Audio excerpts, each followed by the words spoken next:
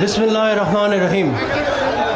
প্রিয় মাতামহরীবাসী, সম্মানিত চেয়ারম্যান, সভাপতি, আমার শ্রদ্ধেয় মাতা পিতা, দলের সকল নেতৃবৃন্দ এবং আপনারা সকল নবীন প্রবীণ তরুণ তরুণী এবং এলাকার মুরব্বীরা যারা সকলে এখানে উপস্থিত হয়েছেন, আপনাদের সকলকে আসসালামু আলাইকুম।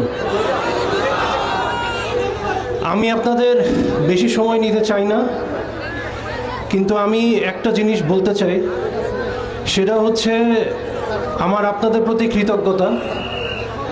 বিশেষ করে আমার বাবা গুম হওয়ার পর পুরা কক্সবাজারবাসী যেভাবে আমাদের পরিবারের পাশে এসে দাঁড়িয়েছিল, তার জন্য আমি আপনাদের সবার প্রতি আজীবন কৃতজ্ঞ থাকব। আসন্ন জাতীয় নির্বাচনে ধানের শীষের পক্ষে ভোট দিয়ে আপনাদের পাশে দাঁড়ানোর সুযোগ করে দিন, আপনাদের পক্ষে কাজ করার সুযোগ করে দিন।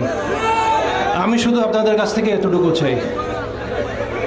আসসালামু আলাইকুম।